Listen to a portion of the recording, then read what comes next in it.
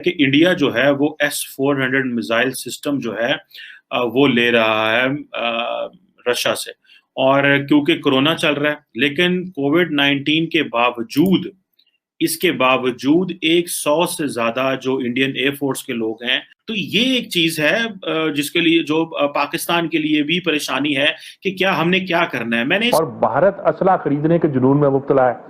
वो गोया अपने आप को इस खित्ते की सुपर पावर बनाना चाहता है, चीन के मुकाबले में खड़ा होना चाहता है। यही वजह है कि तशवीश सिर्फ अमेरिका ने ज़ाहिर नहीं की है, चीन ने भी ज़ाहिर की है।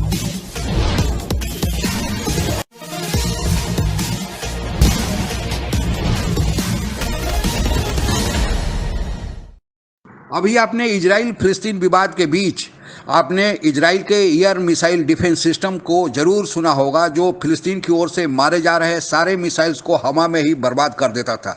भारत उससे भी उन्नत किस्म का air defence missile system S-400 रसिया से खरीदने की जो करारदाद किया था, उसकी डिलीवरी अभी होने वाली है। इस डिलीवरी से चीन और पाकिस्तान को मिर्ची तो लगनी ही थी। इसी मिर्ची को बयान करती पाक मीडिया की परिचर्चा, आइए आगे सुनते हैं।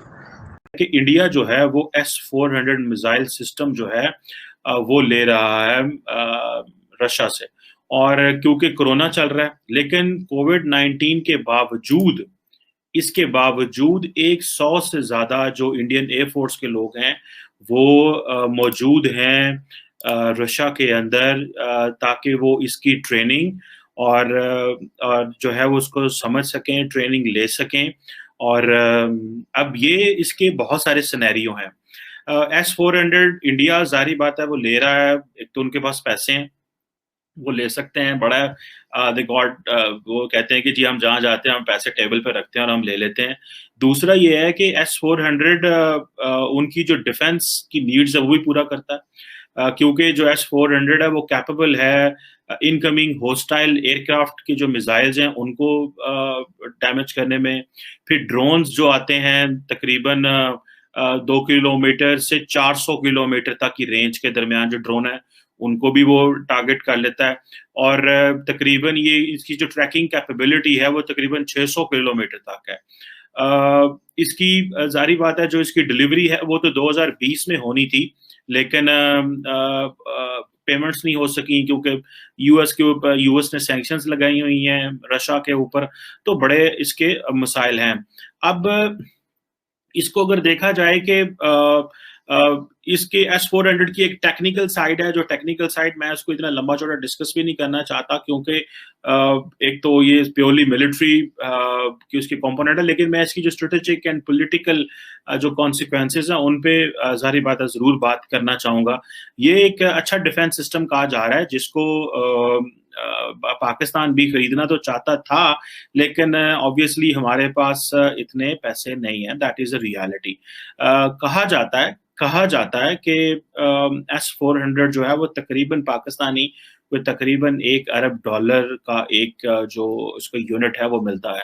पहले ये S-300 था, ये उसी फैमिली से S-400 है। एयर डिफेंस सिस्टम को रखना आम बात नहीं है, क्योंकि इसके लिए आपके पास पॉलिटिकल मसल्स चाहिए, आपकी स्ट्रेटेजिक कैपेसिटी चाहिए और आपकी फाइनेंशियल जो कैपेसिटी वो चाहिए।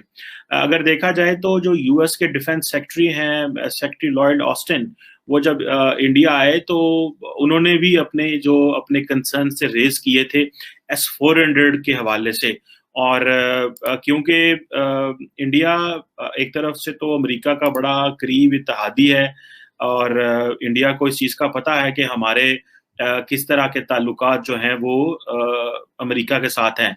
इससे पहले अगर आपको याद हो कि अमेरिका ने टर्की के ऊपर भी सैंक्शंस इम्पोज की कि जी आप S-400 क्यों ले रहे हैं, क्योंकि अमेरिका का एक लॉ है जिसे कहते हैं countering America's adversaries through sanctions act, CAATSA के नाम से। ये रशिया के दिफा और इंटेलिजेंस शोबे में जो तिजारत पर अमेरिकन सैंक्शंस थी, और इन सैंक्शंस की धमकियों के बावजूद हम देखते हैं कि भारत जाकर रशिया से $5 बिलियन का जो फिजाई दिफाई सिस्टम है उसको खरीदने का अग्रीमेंट भी कर आ जाता है। तो क्या भारत और रशिया अब जो है उन पर कोई नई पाबंदियां अमेरिका की जानिब से आयद की जाएंगी, या ये कोई एक नई टीम अप हो रही है इसी एरिया में हमारे नेबरहुड में? असल में बात यह है जी कि ये तो दौड़ जारी है, जिसमें रशिया भी शामिल है, अमेरिका भी शामिल है, इसराइल भी शामिल है कि भारत को असला बेचा जाए। और भारत असला खरीदने के जुनून में मुब्तला है।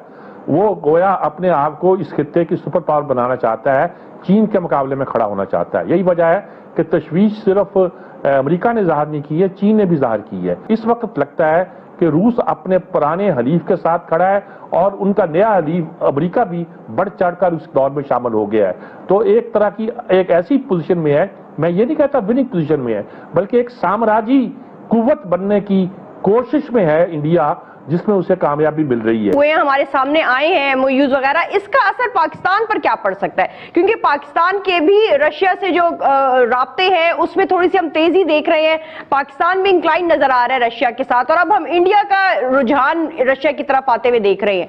अफगानिस्तान से हमारे बड़े बिरादराना ताल्लुकात थे, हमने देखा भारत ने अफगानिस्तान की जानिब रुझान शो किया तो अफगानिस्तान हमसे थोड़ा सा जो है बदजन होता हुआ भी नजर आया है। अब वो रशिया की जानिब, यानी जो पाकिस्तान का इन अ वे स्ट्रेटेजिक पार्टनर बन रहा है उसकी इकोनॉमी के लिए या सीपैक के पॉइंट ऑफ व्यू से, अब भारत उनकी जानिब बढ़ता हुआ नजर आ रहा है। तो इस तमाम सिनेरियो का पाकिस्तान पर क्या असर होगा?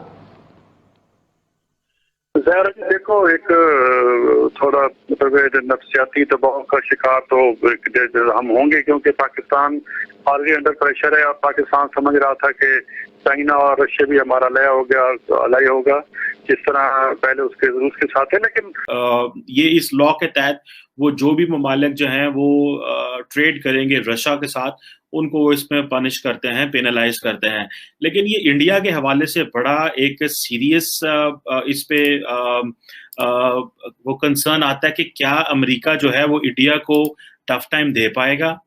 क्या अमेरिका जो है इंडिया को कह सकता है कि आप ये मिसाइल, ये जो एयर डिफेंस सिस्टम है, ये नहीं खरीद सकते? और किस हद तक इंडिया को प्रेशराइज कर सकता है? मुझे इस तरह लगता है कि एक तरफ तो अमेरिका को इंडिया की जरूरत है इंडो पैसिफिक में, क्योंकि अमेरिका अपना सारे का सारा जो स्ट्रेटेजिक पॉलिटिकल मिलिट्री कैपिटल है वो इंडो पैसिफिक में इन्वेस्ट करना चाह रहा है। और ये कहा जा रहा है कि इंडियन जो अमेरिकन आर्मी है वो ट्रिलियंस ऑफ डॉलर्स के जो पैकेज है वो ले रही है। अमेरिका कांग्रेस के सामने वो रख रही है कि हमें किस तरह जो है वो इंगेज करना है चाइना को। अभी देखें कि, और उसके लिए उनको एक पोटेंशियल पावर चाहिए, and India is a potential power for that, इसमें कोई शक नहीं है। इंडिया के अंदर वो कैपेसिटी कैपेबिलिटी है कि वो उसको वो ले रहे हैं as a partner to engage to deal with China. अगर इंडिया को देखा जाए इस हवाले से, जो इंडिया है उसने अपनी जो मार्केट है, अपनी जो वेपन्स प्रोक्योरमेंट है, उसको बड़ा ऑटोनोमस रखने की कोशिश की है, जो मैं समझता हूं कि इंडिया के लिए एक बहुत बड़ी बात है। वो इस तरह के, अगर आप देखें कि जो रशिया से जो वेपन्स प्रोक्योर करता रहा है इंडिया, वो तकरीबन पहले 72% अगर वेपन्स प्रोक्योर कर रहा था, तो वो 56% जो वेपन्स है वो प्रोक्योर कर रहा है। ये Stockholm institute of Peace Research institute जो है, ये उसकी रिपोर्ट है जिसका नाम है trends in international arms transfer 2019 के नाम से, और ये एक एनुअल रिपोर्ट जो सिपरी की तरफ से आती है।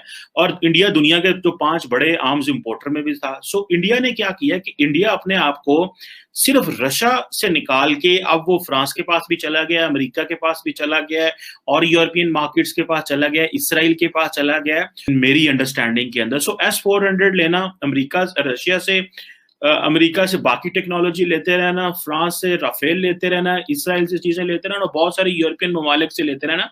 बल्कि मैंने तो ये भी सुना है कि इंडियंस जो है वो दे आर स्मार्ट इनफ कि वो जहां जाते हैं, और ये मेरे फर्स्ट हैंड सोर्सेज हैं, दिस इज नॉट, मैंने कहीं पढ़ा नहीं है, मुझे आई हैव बीन टोल्ड कि इंडियंस जो है वो यूरोपियन मार्केट्स में ये कहते हैं, जो जहां से ये वेपन्स खरीदते हैं, कि अगर आपने पाकिस्तान को कोई वेपन्स दिए तो फिर हम आपसे नहीं खरीदेंगे। सो इस हद तक इंडिया जो है वो मार्केट के ऊपर मोनोपोली कर रहा है कि India is such a serious buyer कि वो जो पाकिस्तान जैसा मुल्क जो है, जो उनका हरीफ है, राइवल है, जाहिर बात है, उसको वो चाहते हैं कि इंडिया बाकी ममालिक वो असला ना बेचे। अब हमारे जाहिर बात है फाइनेंशियल चैलेंजेस भी हैं, तो ये एक चीज है जिसके लिए, जो पाकिस्तान के लिए भी परेशानी है कि क्या हमने क्या करना है। मैंने एक इंडिया का, उन्होंने एक जो न्यूक्लियर पावर्ड सबमरीन जो है वो भी बनाई हुई है, और वो जो एक इंडिया इस बड़ी चीज में जा रहा है, तो पाकिस्तान जो है उसका भी कोई नहीं समझता कि शायद हमें इतना ज्यादा डिफेंस पे इस तरह खर्चा करना चाहिए कि हमारी